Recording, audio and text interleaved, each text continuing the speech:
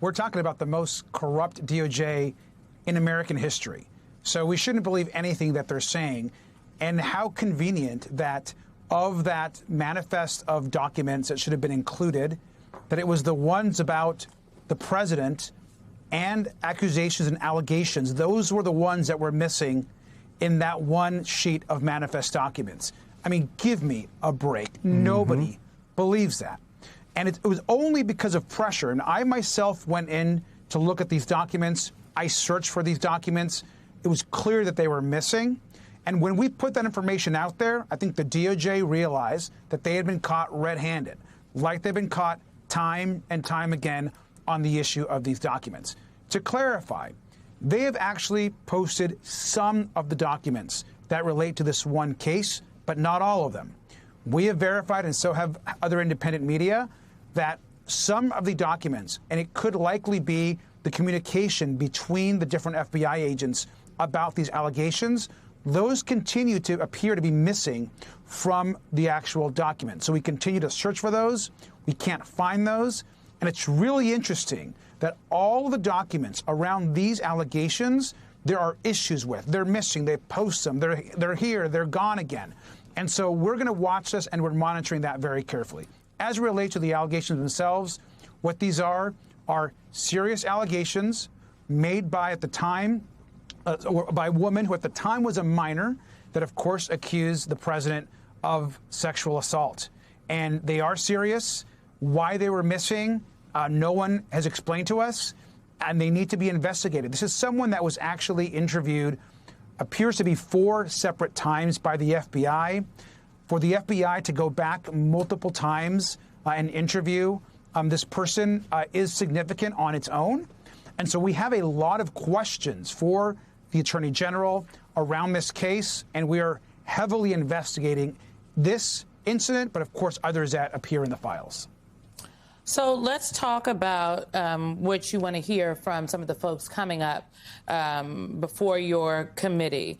On Wednesday, the Oversight Committee voted on more subpoenas. So we have Bill Gates coming up, who's the Microsoft co-founder, Leslie Groff, Sarah Kellen, who's another former Epstein employee, Catherine Rumler, who is the former White House counsel to former President Obama, Leon Black, a co-founder of Apollo Global Management, Doug Band, longtime personal aide and counselor to former President Clinton, Ted Wyatt, who's a tech billionaire.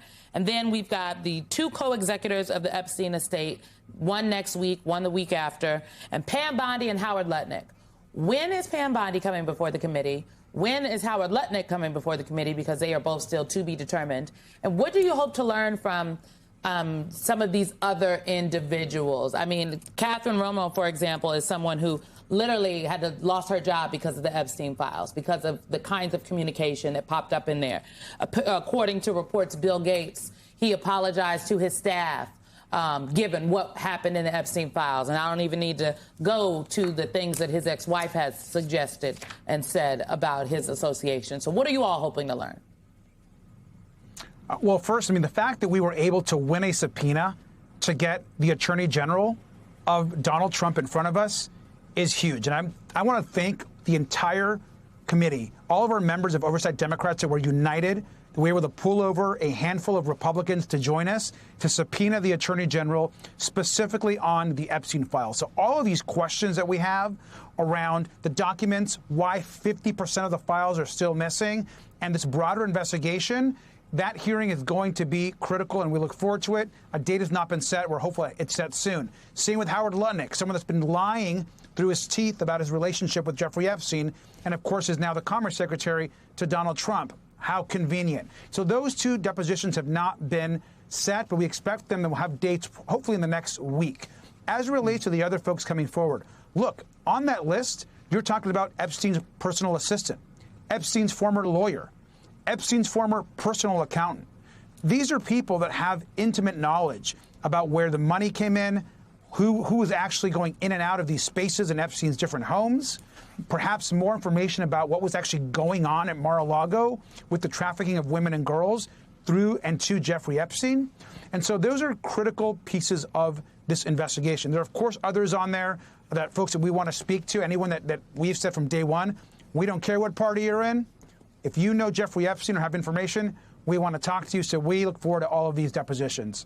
Congressman, the drip that we've seen from the DOJ, of course, is frustrating as it relates to your investigation and your effort. One cannot imagine what it means for these survivors. Our colleague Lisa Rubin spoke to a few of them today. This is part of what she wrote.